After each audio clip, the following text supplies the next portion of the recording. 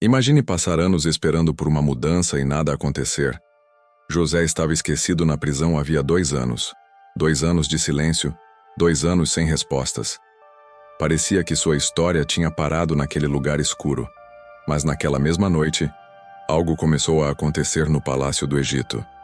Algo que mudaria completamente o rumo da história de José e também o destino de uma nação inteira. O faraó, rei do Egito, teve um sonho estranho. No sonho, ele estava à beira do rio Nilo quando 7 vacas gordas e fortes saíram da água e começaram a pastar tranquilamente.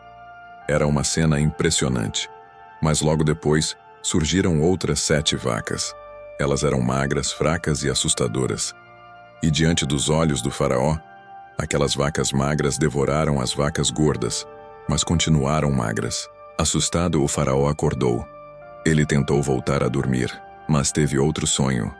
Dessa vez viu 7 espigas de trigo grandes e cheias crescendo no mesmo caule. Logo depois surgiram 7 espigas secas, queimadas pelo vento do deserto. E novamente algo estranho aconteceu.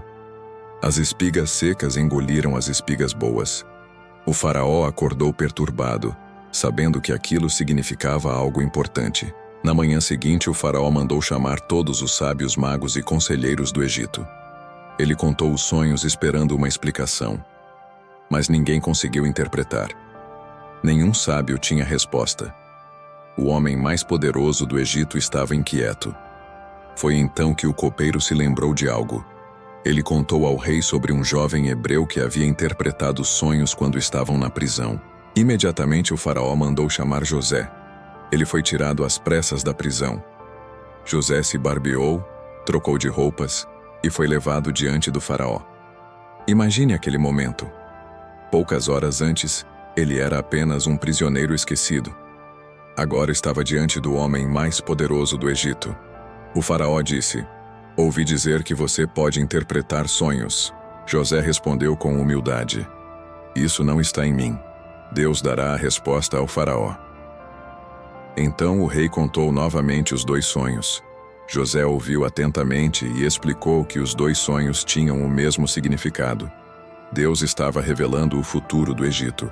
7 anos de grande abundância viriam sobre toda a terra. As colheitas seriam enormes e haveria fartura. Mas depois desses 7 anos de abundância viriam 7 anos de fome terrível. Uma fome tão grande que faria as pessoas esquecerem os anos de prosperidade. José então sugeriu ao faraó que escolhesse um homem sábio para administrar o Egito durante os anos de fartura e guardar alimento para os anos difíceis que viriam.